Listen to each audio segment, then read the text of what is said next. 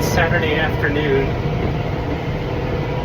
in August here, a hot day. I thought I would do a series of videos to piece them together to kind of explain how I got into hay and why this will be my last year doing hay. I will start out to say that when you buy a used baler, there's always ghosts and gremlins in it, even new ones, just not as much.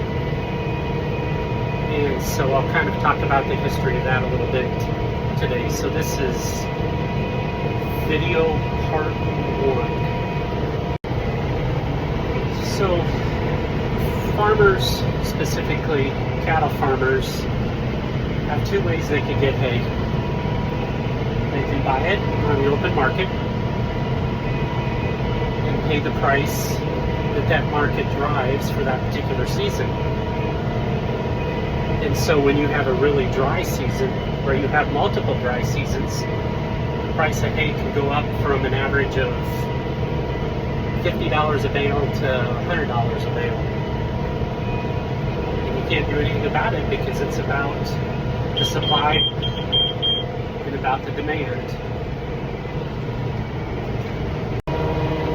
So when the demand is high and the supply is low, you can pay up to $100 a bale. And here, living in Missouri, the last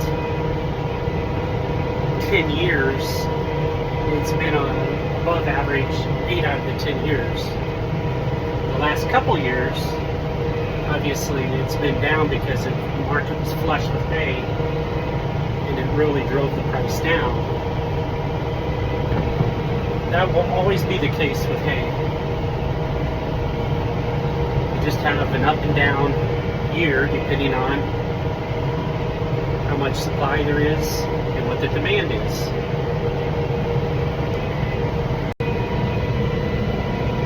So, I bought my hay when I was partners with a group of cattle producers, and up until about 2021, I decided to get into the hay business. And that, just wait for the bale to wrap. We'll kick it out.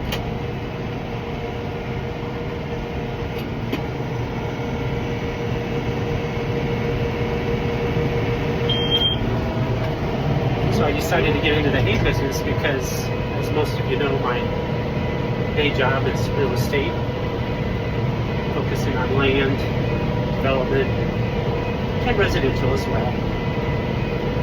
And so we had some clients of ours come to us and say, hey, we bought 40 acres, or we bought 20 acres, or we bought 100 acres.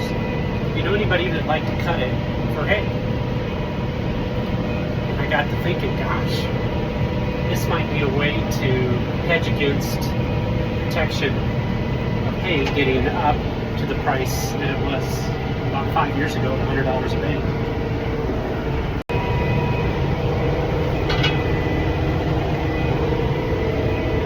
So we started buying some hay equipment. I bought a small 8-foot cutter, used the neighbor's rake, and bought an old Vermeer string tie, not neck tie, and launched into the hay business.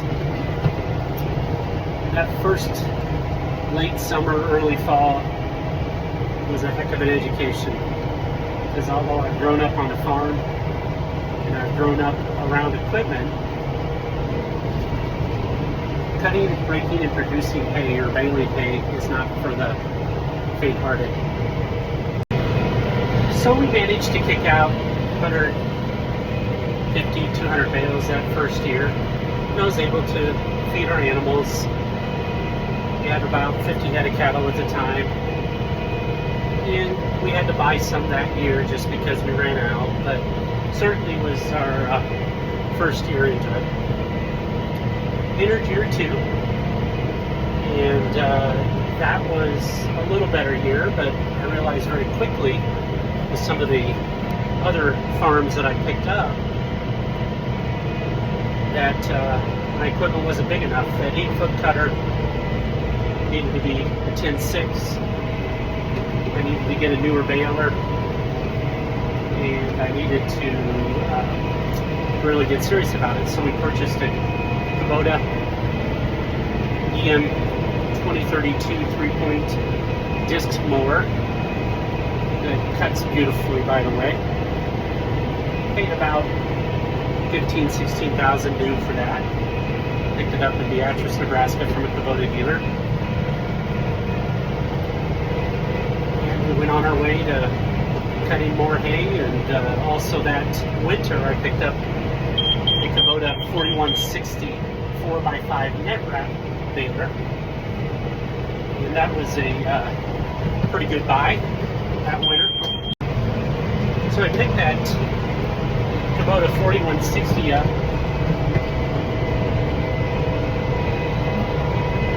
from a dealer in Illinois, right off the Hannibal, Missouri-Illinois border, and jumped into a few little issues right off the bat. Wasn't anything of the dealer's fault. Part of it was operator error. The other part is this baler was picked up by Vermeer in 2015 and put side by side with their balers so they could test it, and they did so. And I think they finally put it in a dealer network or sold it to a Kubota dealer network somewhere in 2019. So the baler had about 500 bales on it. And if you know anything about balers, they can last quite a while, but 500 bales is a low number. So that summer, I worked out a few bugs, got to know the baler, but it did a great job, and we probably put up 450, 500 bales that summer. Again, just enough for our herd. We had a little bit extra, just in case, but that did a pretty good job. And again, I was using our neighbor's rake, so the following year, he needed his rake because he kind of got back into the hay business, primarily square bales versus round bales of what we would, by the way. There are two types of bales you could get. You could get square bales, round bales, 4x5, 5x5, 5x6, or you can even get 4x4, 4x5 square bales, and they're pretty heavy, about the equivalent size of a regular bale. So we picked up a Kubota rake that year, Terry's Equipment in Gallatin. And by the way, they always serviced my mower each year and my baler. Done a great job with it. So we finished out the season last year, or 2 years ago, excuse me. And then last year, a good friend of mine, Larry and Ben Richards, who also did custom work for us, and we bought bales from them previous to us getting into the business, decided they found a place to live east of Springfield, and he called me up and said, "Hey, do you want to take over our customers?" So last year we took over Larry Richards' clients. He had about 7 of them. And suddenly we went from 400 or 500 bales a year to over 1,000. It was a blessing, but it also created a lot more work for us. And I realized that, wow, I may have bit off more than I could chew. Now the good news with that is that I had an intern who was graduating from Northwest Missouri State. Shout out to Sophia Jordan. She did a fantastic job last year keeping me sane and keeping all the cattle going and the hay going. So that was last year. We had a really good year, but that was the year that we had so much supply that the prices dropped literally to the floor, to the ground. So over the winter, quite a few changes. I had a real estate team that a couple of the agents decided to go back to being individual agents, and we went back to being an individual agent. So the amount of time and volunteer work that I was doing at the association, through Rotary, through University of Missouri Extension, really began to take a lot of time. And at the same time, my business partners, Dave and Carolyn out in Colorado, decided that they wanted to start winding down and retire. So we made the decision that this would be our last year. We certainly looked at folks buying in, but the time commitment is still going to be great. And as you know, with everything, prices go up. So this year we started off, although we started around Memorial Day week, and it started raining, and it kept raining and raining and raining. We'd get a little bit of a window here and there. Started off with my third year, maybe my fourth year. I could look just smaller. I have to go back and look. Had a little bit of trouble with that. Got that worked out. And then kept cutting, kept breaking. So we got all our stuff worked out with the mower. It was doing great. We retorqued all the bolts, and it's just been running fantastic.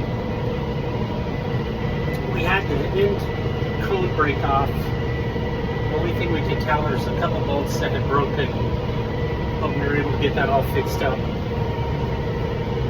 Then we started having all kinds of little things with the baler. Part of it is I had intended to start chasing ghosts and gremlins out of it that I kind of lived with, knowing that I was going to be selling it, and I wanted to make sure the next owner had an excellent bale. So I think we had to splice an old belt at the beginning of the year, and then we worked out some adjustments in the motherboard of the box, got some airs to disappear. So back to the Kubota BB4160 baler. So we basically got some things to work, and in about a week or so ago, I ingested a T-post that took one of my belts out. So that T-post obviously did some additional damage to a couple of the other belts. And prior to that, though, that time we also had a slow net wrap motor, and that net wrap motor was replaced, and we were able to get that all functioning correctly. Really wasn't having a problem with the net wrap per se. It was wrapping great, but completing a full cycle of that net wrap arm, that net wrap motor has to come back to a home position. So the bottom line was that that fixed that. Then we fast forward to that afternoon, evening. Rain's coming. I got a lot of hay on the ground. I'm trying to get that all put back up, and ingested the T-post that took out a belt. It was my middle belt, so I was able to keep going with the other four, but it did some damage to the other belts. Now, baler's 10 years old, has just under 7,000 bales on it. Would have liked to have the belts last a little longer, but here's the deal. The new owner is going to get a set of belts, brand new belts, put on yesterday.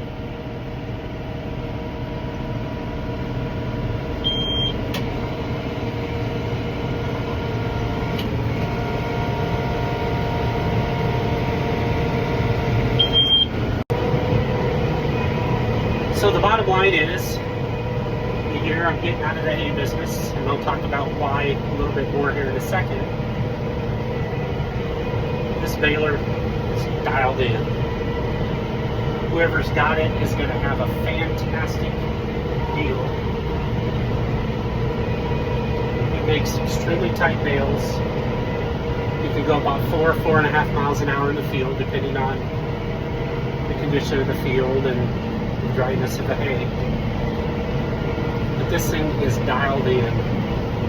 Now, it does have the old original monitor, the Focus 1 monitor. They're up to Focus 3 now, which is color, but it is monochrome. It still functions just fine. And you're getting one hell of a baler. And I'll show you some of the operations, picking up, ejecting, wrapping here in a few minutes. Now you may ask, why are you getting out?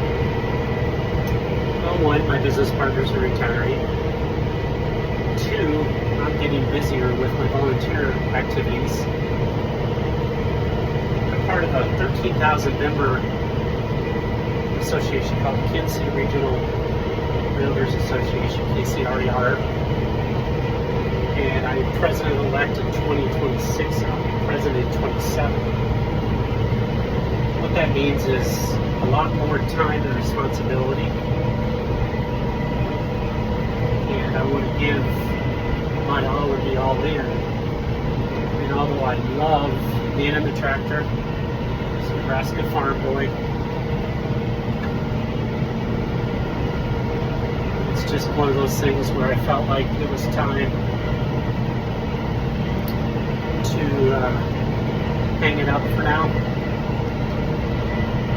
And we'll have plenty of hay to carry us through a couple years, and then we'll certainly have to start buying the hay after that. Mind you, I'm also running a real estate business. I do land development, commercial real estate, so I'm very, very busy with that. And I'm also a deacon with Grace Community Church, which is a heck of a commitment to the families of the Grace Community Church.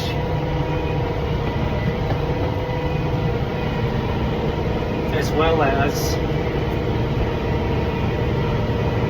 University of Missouri Extension Office. I chair that Clay County chapter. So it really is just time to lay something aside that takes an incredible amount of time. A lot of people don't realize, but if you do this with a half of a part-time hired help, at least in the summer with hay, you've got about 100 hours a month invested or more.